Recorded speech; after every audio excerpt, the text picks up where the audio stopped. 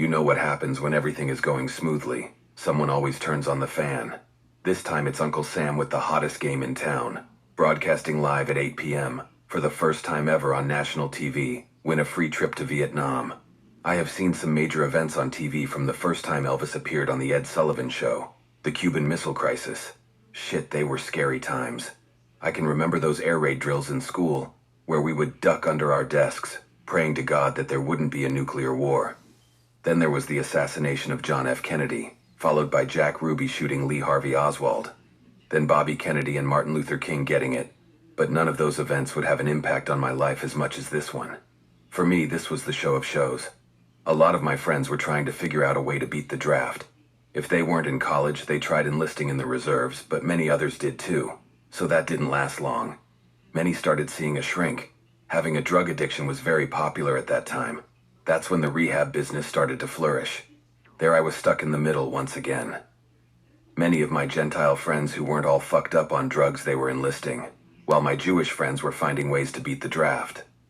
There I was with no high school diploma, finally on track learning a new career. I'm making good money while trying my best to escape from my colorless world. And so far, my luck hadn't been that bad. So I took my chances with the lottery, and that night had finally arrived. In my neighborhood, people were having lottery parties. Bring your own beer, pretzels, and don't forget your nuts. I stayed home and got really religious that day. I know it sounds hard to believe, and if I hadn't seen it for myself, I wouldn't have believed it either. There it was on the TV, a big container filled with capsules. I was playing in a nationwide game, and for many of the losers it was a death sentence. And they wonder why our generation did drugs. This bulldog-looking guy with a crew-cut hairdo and a dark suit slowly reached into the container when it stopped spinning and took out the first capsule. He opens it and takes out a small note with July 26th on it. He hands it to another guy, and he puts it on the board. He takes out the next capsule, and so on. I never did any gambling or any kind of risk-taking back then, but I did know the feeling of the unknown. This was no different to me, from the nights I waited for the old man to come home loaded. Or those times when I was lured into a fight, and how the fear I felt in the beginning would turn to anger, followed by a rush of adrenaline flowing through my body, and suddenly I was invincible. That's pretty much how I felt not being picked by the 38th capsule. I was still alive. However, my hopes were soon shattered. On the 39th pick, they nailed me. I couldn't believe it. 2 years in the military would put me in a hole one way or another. It had nothing to do with Vietnam. I just couldn't afford to lose that kind of time. At that time, the government was having trouble getting young men to enlist. It was no longer just hippies complaining. Even the veterans from other wars wanted answers. It was getting really difficult for our government to sell this crazy war to the masses, especially being we're supposedly the strongest nation on the planet. Yet every night on TV, we saw a bunch of third world bush people kicking our butts. So some asshole in Washington came up with the brilliant idea for a lottery. I guess they figured everybody likes to gamble. It's the American way. The master plan was to randomly pick capsules that had birth dates in them out of a giant container. If your birth date was among the first 100 drawn, you were a goner. With the next 100 selected, you had a 50-50 chance. The rest would skate. Of course, conspiracy theories were coming out of the woodwork. I especially loved the one I heard this radical hippie dude on TV come up with. He said that the government knew the exact number of males born on each date. Supposedly, they would make the capsules with those higher number of births in them weight less. That would bring them to the top when they put them in the container. His theory was scary, but then again, smoking too much pot made you paranoid. It was the first week in August when from out of nowhere 2 FBI agents show up at my store. After showing me their ID, the one who's taking charge, Agent William Farrell, takes out 2 big manila envelopes from his briefcase. He opens one of them up and takes out photographs with some familiar faces on them. People like Joseph Big Joe Gamtucci, Lou, the Arm Gamtucci, Joey Steaks Gamtucci, Gino Shorty Boy Ferrante, Tony Numbers Bernardo, and Johnny, Detroit Johnny Delino.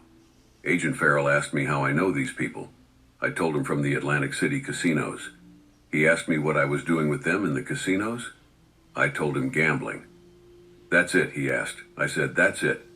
Then he opens up the other envelope and takes out more photographs. The first one he shows me is me and Joey Steaks getting into his Lincoln outside the Coliseum. Then a few with me and Joey standing outside of his Lincoln at the Golden Mines self-parking garage. They're all not easy to make out, but in one of them it looks like he's given me packs of money, and I'm putting them in the pockets of his black leather blazer he gave me to wear. There's one of me with Joey and Rosie Love from Massages Are Us. The last one he shows me, you see me and Joey mob hugging in the Kashmir nightclub. I asked him why he's showing me these photographs, and he asked me if I ever heard of the RICO Act. I've heard of it, I said, but what's it got to do with me? RICO is short for the Racketeer Influenced and Corrupt Organization Act. In a nutshell, Richie, it allows us to charge many people for broad activities that we determine are part of an ongoing criminal enterprise. So, let's say someone is taking illegal money in small denominations into the casino and depositing it in the cashier cage in order to retrieve the money in larger denominations. That's a form of money laundering, and that's illegal. If found guilty, one could do 10 to 20 years in prison and have to pay fines up to $500,000, or 2 times the value of the laundered funds. Listen, any money I got from those guys was in order for me to get a big game. I didn't ask them where their money came from, and they didn't ask where mine came from. We were partners. Richie, let me get this straight. You never changed up their small bills into $100 bills in the casino cashier's cage, and then left the casino without playing. Look, it's possible I could have done that, but that's because I couldn't get a head-up game at that casino. So I would take the money to another casino in hope of getting a head-up game. That doesn't make sense, Richie. Of course it doesn't make sense to you, and that's because you, like the New Jersey lawmakers who legalized this scam, have no idea how casinos operate. You may be right about that, Richie, but we do know how organized crime operates. And that's one of the reasons why we're here today. Well, I guess we're at a stalemate because I'm not talking anymore until I talk to my attorney. Not a problem. Talk with your attorney.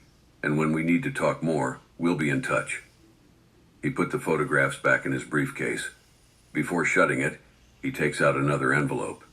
He hands it to me and says, "You can keep this one.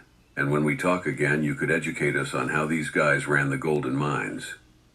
I reached in the envelope and took out a photograph of Charlie Myers and Joseph DeVito. They left the store, and I'm thinking the roosters finally came home to roost. Now what the fuck am I gonna do?